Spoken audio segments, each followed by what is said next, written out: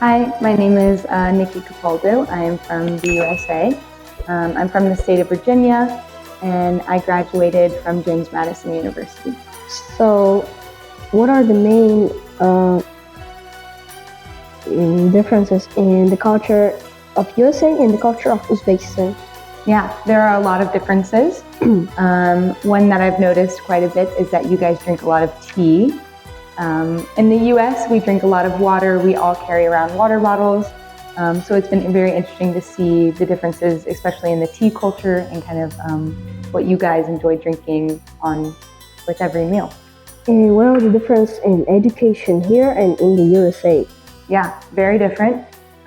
So I just graduated from university not too long ago. Now I'm teaching at a university. So one thing that I've noticed quite a bit is that the universities are a lot bigger in the US.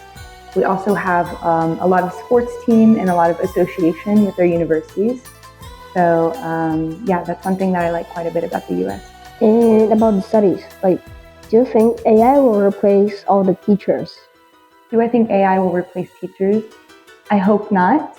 I think teachers are very useful and needed, and it gives you a really person-to-person connection. I've noticed a lot of AI usage with my students, and I do think it's helpful, but I think that people maybe need to use it a little less so that they can think really critically. Instead of have AI come up with lesson plans or designs, I think students should really rely on their own thoughts for that. Okay, and what's your opinion on AI? Do you use it? Do you think it's helpful? Yeah, I think there are a lot of pros and cons with AI. So benefits, yeah, it really depends on kind of how you're using it. I think AI is very helpful and useful if you want to have examples. If you're stuck and you don't know, what to do with something or how to say something, it's very useful. It's also, you can look up something in a minute and it'll pop up. However, I think there are some drawbacks with AI. Yeah, so really pros and cons with both. And how often do you use artificial intelligence? AI.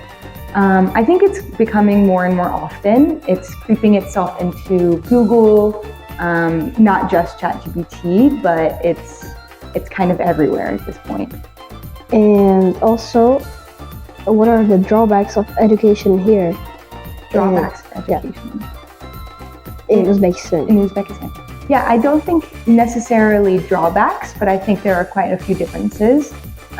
Like I said, I've noticed a lot of students using AI, especially I teach English and I do a lot of English language conversation. So I think students will quickly revert to AI rather than trying to think on their own. I think that's something that students should challenge themselves more when trying to speak and learn English. Challenge themselves. Right. So yeah, if I ask a question, they're really quick to look it up on ChatGPT. But I think students should challenge themselves more to try and think through the question and trying to think through what I'm saying and how to respond without using AI. What do you think about AI? Yeah, I also think that it depends on how to use AI. Yeah. Because if you use it just to check your work, or maybe in critical situations when, for example, you're talking with a native speaker and you really don't know how the word is spelled or pronounced. Yeah. But I mean, using AI beforehand in the exams, so basically cheating, is incorrect. Yeah. Because in further exams, the phones may be restricted and you'll not know what to do. Yeah. Because in the previous exam you choosing the AI. Yeah. And that's one thing that I talk with my students about is when you're going to speak with a native or when you're taking your IELTS exam, you can't use AI. So I think it's very useful for students to try to really challenge themselves to not use AI. Yeah, okay. Thank you.